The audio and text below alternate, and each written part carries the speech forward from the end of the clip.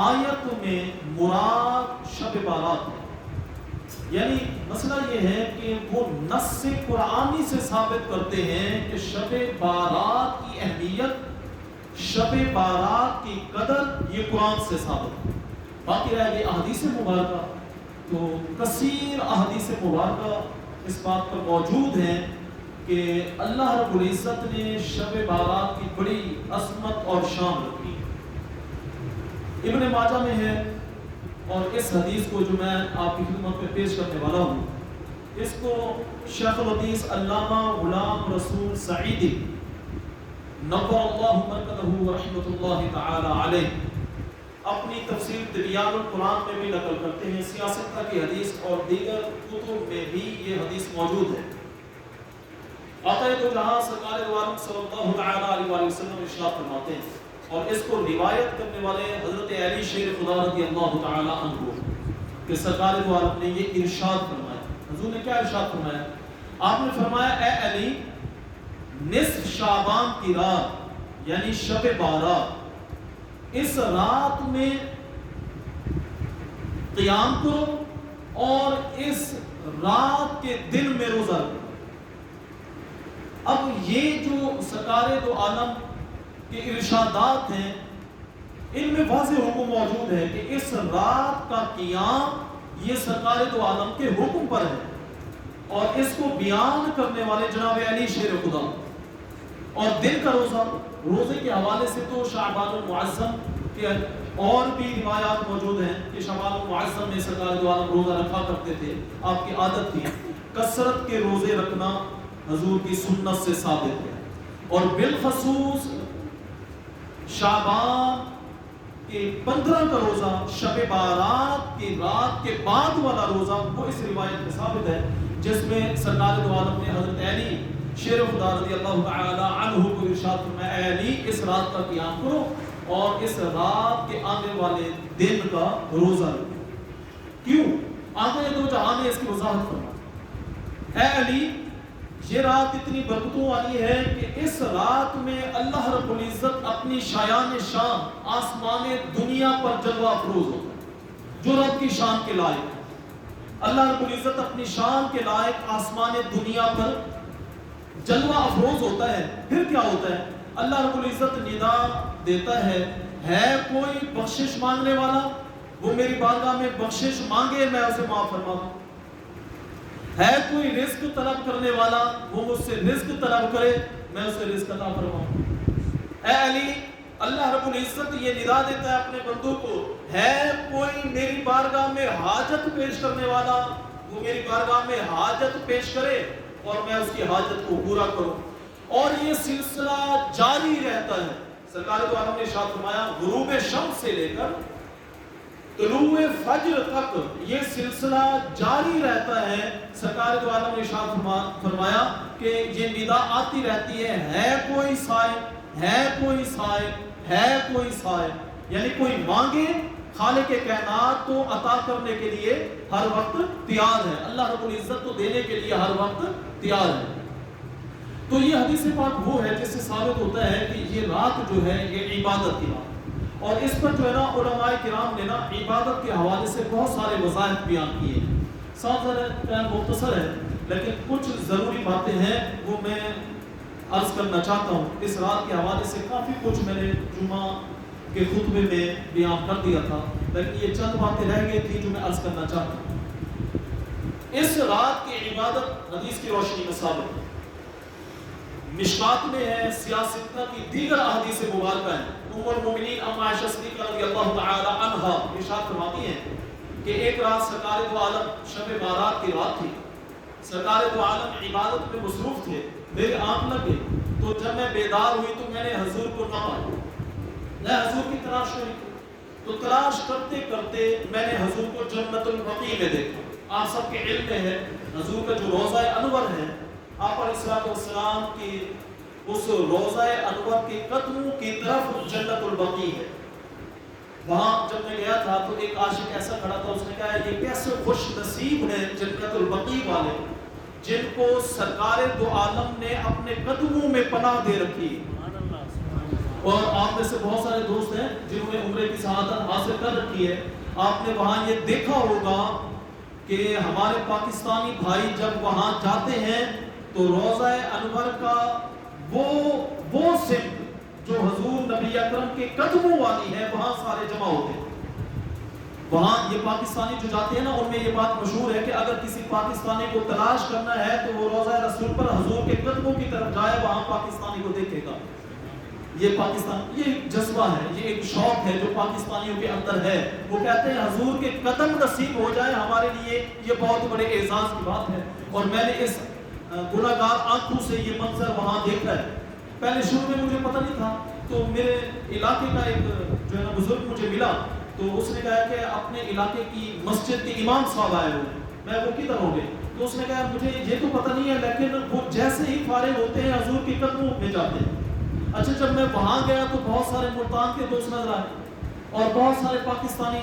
ایسے نظر آئے کیونکہ وہ لباس سے پہچان لیا جاتا ہے, تو وہ حضور کے قدموں میں موجود تھے. تو آقا دو جہاں کو اپنے صحابہ سے ایسی محبت تھی کہ انہیں اپنے قدموں میں سلایا. اچھا, پر آپ بات آگے چلے گئے. ام المومنین ام عائشہ صدیقہ رضی اللہ تعالی عنہا فرماتی ہیں کہ میں تلاش کرتے کرتے جب میں جنت البقیع پہنچی تو میں نے وہاں دیکھا سرکار دو عالم جنت البقیع موجود اور حضور نبی اکرم اللہ کی بارگاہ میں گریہ زاری کر رہے ہیں. جب میں قریب پہنچی تو حضور نبی اکرم نے مجھے دیکھا, کچھ باتیں ہوئی جو ہوئی میں مختصر کر رہا ہوں. اس کے بعد آپ علیہ الصلوۃ والسلام نے ارشاد فرمایا, اے عائشہ جانتی ہو یہ رات کون سی ہے؟ اما عائشہ صدیقہ نے عرض کی یا رسول اللہ آپ وضاحت فرمائیں. تو سرکار دو عالم نے ارشاد فرمایا, اے عائشہ یہ وہ رات ہے جس رات میں اللہ رب العزت قبیلہ بنو کلب کی بکریوں کے بالوں کی تعداد سے بھی زیادہ گناہگاروں کی بخشش فرماتا ہے. اچھا, یہاں پر نا علامہ غلام رسول سیدی نے اپنی تفسیر تبیان القرآن میں وضاحت کی ہے کہ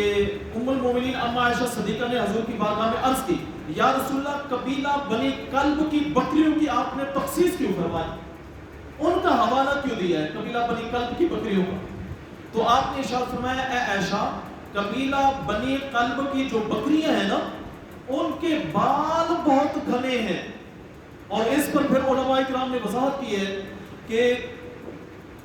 مدینے کے اندر سب سے زیادہ جس قبیلے کی بکریاں تھیں وہ قبیلہ بنو کلب تھا, اور وہ اتنی کثیر تعداد میں تھی کہ دو پہاڑوں کے درمیان کی جو وادی ہوتی تھی ان بکریوں سے بھر جاتی تھی. آپ ذرا تصور کریں, تعداد اتنی کثیر ہے بکریوں کی, ایک بکری کے بال کتنی ہوتے ہیں, اور حضور اس کی وضاحت میں ارشاد فرما رہے ہیں میں نے قبیلہ بنی کلب کی بکریوں کا حوالہ اس لیے دیا ہے کہ ان کے بال بہت گھنے ہیں. علماء کرام یہ اشارہ کرتے ہیں اصل میں مراد یہ ہے, حضور ہمیں سمجھانا یہ چاہتے ہیں کہ اللہ رب العزت کثرت کے ساتھ اس رات میں اپنے بندوں کی بخشش فرماتا ہے. اس لیے علماء کرام فرماتے ہیں یہ جو ہے فیضان بخشش کی رات ہے. اس رات میں اللہ رب العزت کی رحمت اتنی اپنے بندوں کے قریب ہوتی ہے کہ اللہ رب العزت ارشاد فرماتا ہے ذرا بخشش مانگو تو صحیح, خالق کائنات تمہارے گناہوں کو معاف کیسے کرتا ہے. اللہ رب العزت کی بخشش اتنی ہوتی ہے. اس لیے علماء کرام فرماتے ہیں اس رات جتنی ہو سکے عبادت کرو. ایک تو اس کی وضاحت میں نا حضرت امام حسن کا قول علماء کرام بیان کرتے ہیں, عبادت تو ہر کوئی کرتا ہے نا, ہر کسی کا اپنا طریقہ ہے. جیسے آپ کہتے ہیں کہ گھر میں جو ہے نا شور شرابہ ہوگا یا سستی ہو جائے گی, مسجد میں آئے ذرا جو ہے نا اہتمام کے ساتھ عبادت ہو جائے گی, اس میں کوئی شک نہیں ہے ماحول کا اثر پڑتا ہے, ماحول کا اثر پڑتا ہے. اگر گھر میں ماحول ایسا ہے کہ ماں نماز پڑھنے والی ہے, والد مسجد میں باجماعت نماز پڑھتا ہے, اور گھر میں چھوٹے چھوٹے بچے ہیں, وہ جب دیکھ رہے ہوتے ہیں نا جب ماں نماز پڑھتی ہوتی ہے تو وہ بھی جائے نماز گھسیٹ کے اس کے اوپر سجدے دے رہے ہوتے ہیں, گھر کے ماحول کا بڑا اثر پڑتا ہے. اگر گھر کا ماحول نیک ہے, گھر میں صوم و صلات کی پابندی ہے, گوشہ درود بنا ہوا ہے یا مصلی کی ایک جگہ بنی ہوئی ہے. میں نے بہت سارے دوستوں کے گھر ایسے دیکھے, میں واپس گیا تھا تو ہمارے ایک نمازی بھائی ہیں جو وہاں شفٹ ہوئے, انہوں نے مجھے پورے گھر کا وزٹ کروایا, ماشاءاللہ بڑا بہترین قرار میں اس نے اپنا گھر بنوایا تھا. تو وہاں نا کوئی تقریباً اور ہی کچھ نہ مجھے لگتا ہے آدھے مرلے سے بھی کچھ زیادہ جگہ تھی جہاں انہوں نے بڑے بہترین انداز میں قلیل بچھایا ہوا تھا. اوپر ایک باکس لگا ہوا تھا جس پہ قرآن پاک رکھے ہوئے تھے، اور انہوں نے کہا کہ یہ قاری صاحب میں نے مصلی کی جگہ بنائی کہ یہاں گھر کا جو بندہ بھی نماز پڑھنا چاہے تو یہ ہمیشہ پاک رہے جگہ، اور یہاں آ کے وہ ذرا اہتمام کے ساتھ نماز پڑھے۔ جب ہم یہ تصور گھر میں رکھیں گے نا، یقین کریں ہمارے بچے نماز پڑھیں گے۔ گھر کا ماحول ایسا ہوگا کہ گھر میں مائیں سر کو ڈھانپ کے ہاتھوں میں تسبیح ہو، اور صبح روزانہ اٹھ کے بلند آواز میں قرات کے ساتھ قرآن پاک کی تلاوت کریں تو ہمارے چھوٹے بچے اٹھ کے قرآن پڑھیں گے، وہ مصلی گھسیٹ کے نماز پڑھیں گے۔ جیسا گھر کا ماحول ہم اپنے بچوں کو دیں گے ویسا وہ کام کریں گے۔ ہاں اگر ہم نے گھر میں وائی فائی کنیکشن لگا رکھا ہے، کنیکشن تو نیٹ کا جاتا ہی نہیں ہے، ہر کسی کے ہاتھ میں علیحدہ علیحدہ موبائل ہے، اور ہم اس کو بیٹھے ہیں اور یوں اس کو کھولے جا رہے ہیں، دیکھے جا رہے ہیں، تو یقین کریں ہمارے بچے بھی پہلی فرصت میں موبائل اٹھائیں گے، وہ پھر ہم سے جلدی موبائل چلانا سیکھ جائیں گے۔ ان کو پتہ لگ جائے گا یہ فیس بک ہے، یہ فلاں ہے، یہ یوٹیوب ہے، یہاں سے کارٹون نکلتے ہیں، یہاں سے فلاں ہوتا ہے، وہ سب کچھ سیکھیں گے۔ آپ سے آج کی رات کو ذہن میں رکھیں، صرف آج کی رات کو، شب بارات کی رات ہے، آپ نے ذرا اہتمام کیا، گھر میں شب بارات کی وجہ سے ماحول بنایا، آپ یہاں مسجد میں آئے، آپ کے چھوٹے چھوٹے بچے بھی ساتھ آ گئے، سب کے نہیں تو کچھ دوست ایسے ہیں جن کے بچے آ گئے ہیں، یہ ماحول کا اثر پڑ رہا ہے، یہ دلوں کی برکات ہیں جو ہمیں بھی نصیب ہو رہی ہیں اور ہمارے گھر والوں کو بھی نصیب ہو رہی ہیں، یہ برکتیں ہیں، یہ ماحول بنائیں گے، پھر دیکھیں مزہ کیسے آتا ہے۔ تو یہ رات عبادت کی بھی رات ہے۔ ہاں میں حضرت امام حسن کا جو طریقہ ہے وہ آپ کی خدمت میں پیش کر رہا تھا کہ حضرت امام حسن رضی اللہ تعالی عنہ جو تھے وہ اس رات میں جس انداز میں عبادت کیا کرتے تھے وہ یوں تھا کہ وہ اس رات کے تین حصے بنا کے نا، پہلے حصے میں درود پاک کی کثرت کرتے تھے۔ اچھا میں نے اس پر غور کیا کہ حضرت امام حسن ایسے کیوں کرتے تھے کہ رات کے تین حصے بناتے، پہلے حصے میں درود پاک کی کثرت کرتے؟ وجہ اس پر امام زرقانی کا بھی قول ہے، اور اس پر غنیت الطالبین میں شیخ عبد القادر جیلانی نے بھی وضاحت کی ہے۔ امام زرقانی نے تو یہ لکھا ہے کہ بات یہ ہے کہ شعبان کا وہ برکتوں والا مہینہ ہے جس مہینے میں اللہ رب العزت نے درود پاک کی فضیلت پر اور جس میں درود پاک کا حکم دیا گیا ہے وہ آیت نازل فرمائی، ان اللہ و ملائکتہ یصلون علی النبی یا ایھا الذین آمنوا صلوا علیہ وسلموا تسلیما۔ تو امام زرقانی تو فرماتے ہیں جس برکت والے مہینے میں یہ آیت نازل ہوئی ہے، اس آیت کا پھر ہم پر یہ حق ہے کہ ہم اس برکت والی شب بارات میں، اس برکت والی رات میں سرکار دو عالم پر کثرت کے ساتھ درود پاک پڑھیں۔ ایک تو یہ، دوسری وضاحت اس پر علماء کرام نے جو بیان کی ہے وہ یہ ہے کہ امام حسن اس لیے 1/3 رات درود پاک کی کثرت کیا کرتے تھے کہ جس نبی کے صدقے اللہ رب العزت نے ہمیں ایسی عظیم اور برکت والی رات عطا فرمائی ہے، اس نبی کا امت پر یہ حق ہے کہ ہر امتی کثرت کے ساتھ اس رات پہ اس نبی پر درود و سلام کرے۔ یہ آقا دو جہاں کا ہم پر حق ہے۔ حقوق اللہ کا جو ذکر ہوتا ہے، پھر اس کے بعد حقوق العلم، اپنا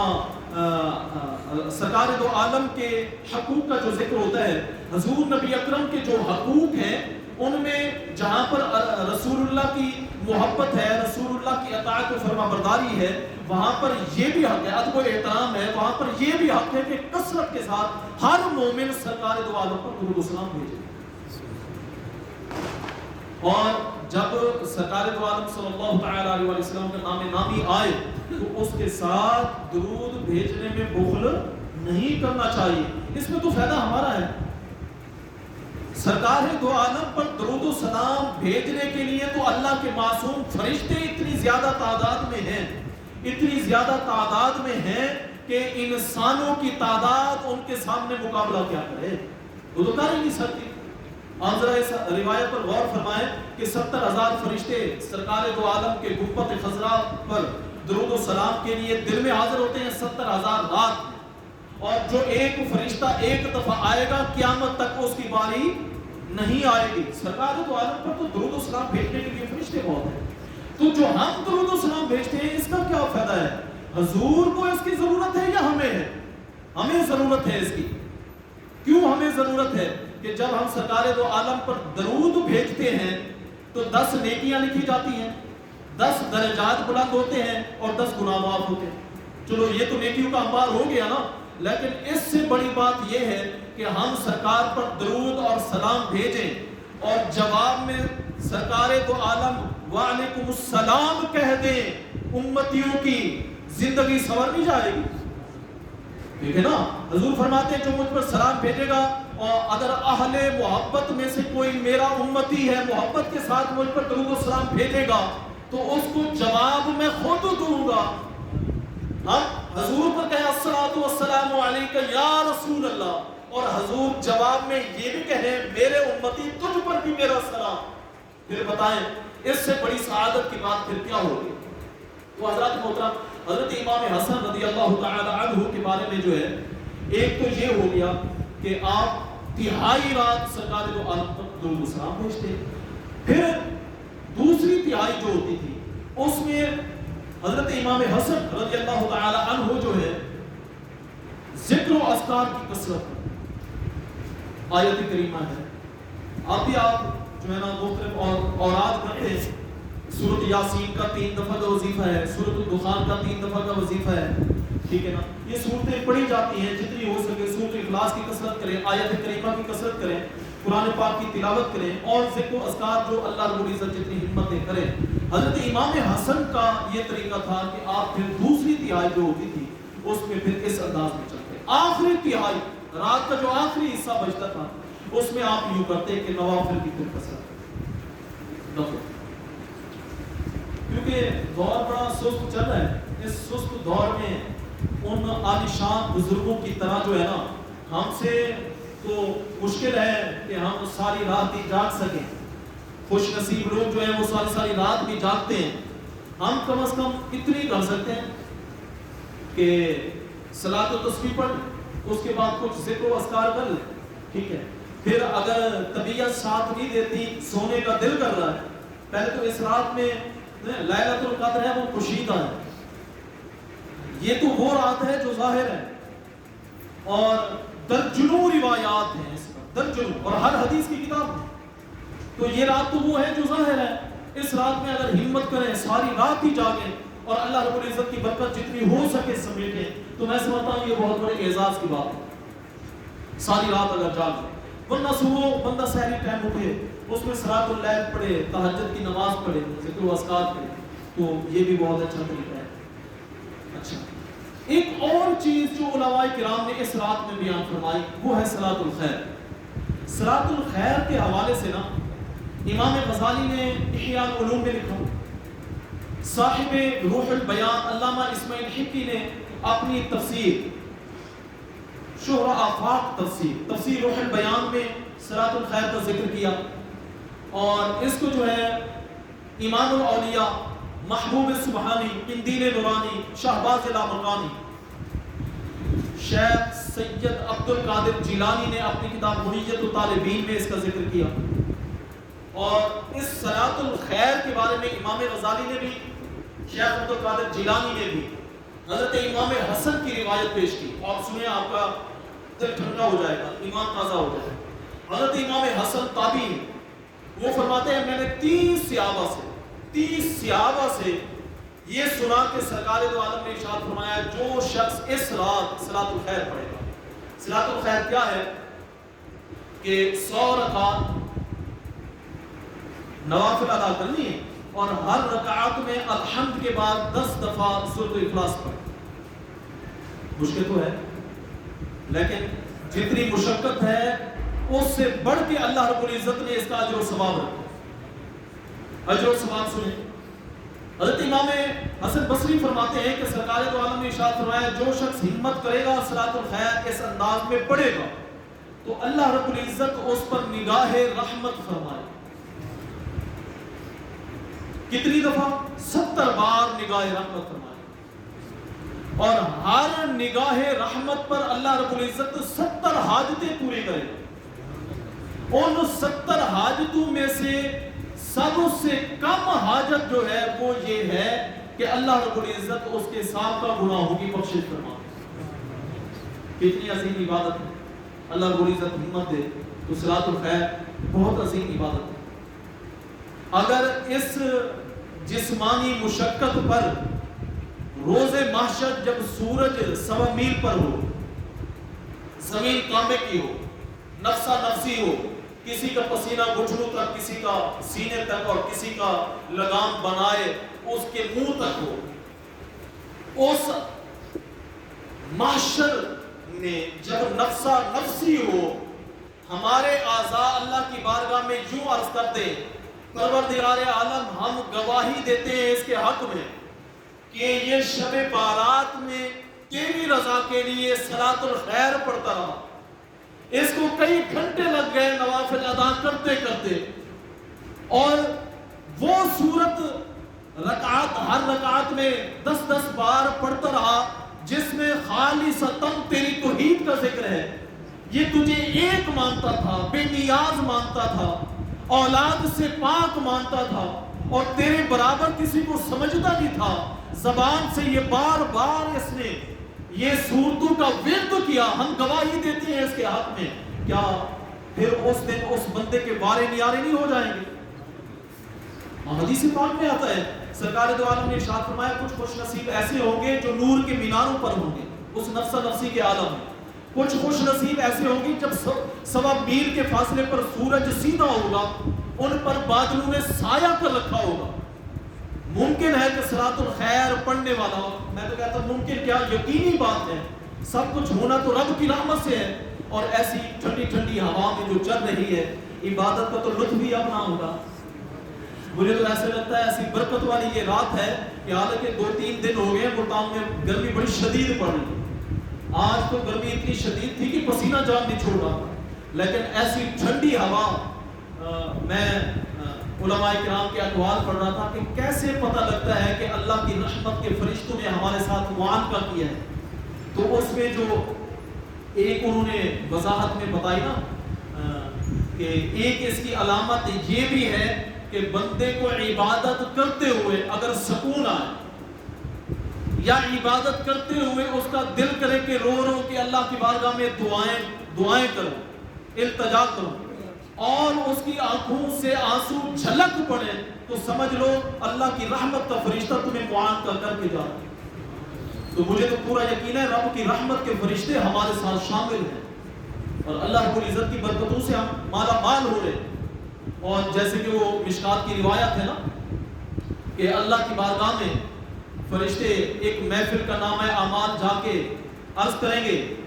تو اللہ رب العزت ارشاد فرمائے گا اے فرشتوں گواہ ہو جاؤ اس محفل میں جتنے لوگ تھے میں نے سب کی بخشش فرما دی. تو فرشتے عرض کریں گے پروردگار اعلیٰ سارے تو تیرے ذکر و اذکار کے لیے جمع نہیں ہوئے تھے، ان میں ایک ایسا بھی تھا وہ تو کسی سے ملنے کے لیے آیا تھا، وہ تو اپنے کام کے لیے وہاں آیا تھا، لیکن کیونکہ محفل لمبی ہو گئی اور وہ وہاں بیٹھا رہا، مجبوری تھی اس کی، تو وہ تو دلی طور پہ وہاں نہیں بیٹھا تھا. تو اللہ رب العزت ارشاد فرمائے گا اے فرشتوں کے منہ سے اللہ رب العزت کی حکمت یہ تھی کہ اللہ نے کہلوایا کہ فرشتے جو کہیں اور وضاحت ہو جائے تاکہ میرے نبی کے امتی اس بات کو سمجھیں کہ یہ جو محافل ہوتی ہیں ان کی شان کتنی عظیم ہے. جب فرشتہ یوں عرض کرے گا تو اللہ رب العزت ارشاد فرمائے گا اے فرشتوں وہ بندہ چاہے اپنے کام کی غرض سے آیا تھا، بیٹھا تو میرے نیک لوگوں کی محفل میں تھا نا، اس محفل کی برکت سے میں نے اس کی بھی بخشش فرما دی. یہ محافل جو ہوتی ہے نا، یقین کریں یہ اللہ رب العزت کی کرم نوازی ہے، اللہ کی رحمت ہے جو اللہ رب العزت نے جو ہے نا ہمیں توفیق دی ہے کہ ہم اللہ کے گھر میں آئے ہیں، ورنہ بے توفیق کے گھر بیٹھے ہیں پٹاخے بجا رہے ہیں. میں وہ کالج بیٹھا تھا تو ایک دوست تھا فزکس کا پروفیسر تھا، وہ دوسرے کو کہہ رہا تھا کہ یار وہ جو ہے نا وہ پھول جھڑیاں کہاں سے ملتی ہیں، پھول جھڑیاں. میں نے کہا یار یہ تو کام غلط ہے، یہ رات تو عبادت کی ہے، پھول جھڑیاں کہاں سے آئی؟ اس نے کہا نہیں قاری صاحب وہ تو پٹاخے گناہ ہے نا، پھول جھڑیاں تو گناہ نہیں ہے. میں نے کہا یہ تو چلو پٹاخے بھائی ہو گئے، پھول جھڑیاں ان کی بہنیں ہو گئی، برادری تو ایک ہی ہے نا. تو بات یہ ہے فضول خرچی تو ہو گئی نا، ہم وہ ایک بری رسم برا طریقہ تو نکال رہے ہیں اس میں. تو یہ پٹاخے بجانا، یہ جو ہے نا اس طرح کے اور کام کرنا علماء کرام نے سختی سے اس سے منع فرمایا ہے، اور اس رات میں یہ کام کرنا گناہ ہے. ایک تو اس اعتبار سے فضول خرچی ہے، دوسرا اس اعتبار سے کہ جو عبادت کرنے والے ہیں، ابھی آوازیں آئی ان کی عبادت میں خلل کا سبب بنے گی یہ چیزیں، اور دوسرا یہ کہ اس کا یہ تو شیطانی عمل ہے، یہ تو شیطان کا ایک چھوڑا ہوا جو ہے نا برا عمل ہے کہ شیطان اس دنیاوی لذت میں لوگوں کو مشغول کر کے عبادت سے ان کو دور کرتا ہے۔ بہت سارے ایسے بد نصیب ہیں جو پٹاخوں میں پڑے ہیں، جو مارکیٹ میں گھوم رہے ہیں، یا پھر یوں ہوگا کہ گھر میں اگر بیٹھے ہیں، مجھے نہیں لگتا بندہ گھر میں بیٹھے اور ٹی وی سے بچ جائے، مجھے نہیں لگتا بندہ گھر میں بیٹھے اور جو ہے نا وہ موبائل اٹھا کے فیس بک نہ کھولے، واٹس ایپ نہ کھولے۔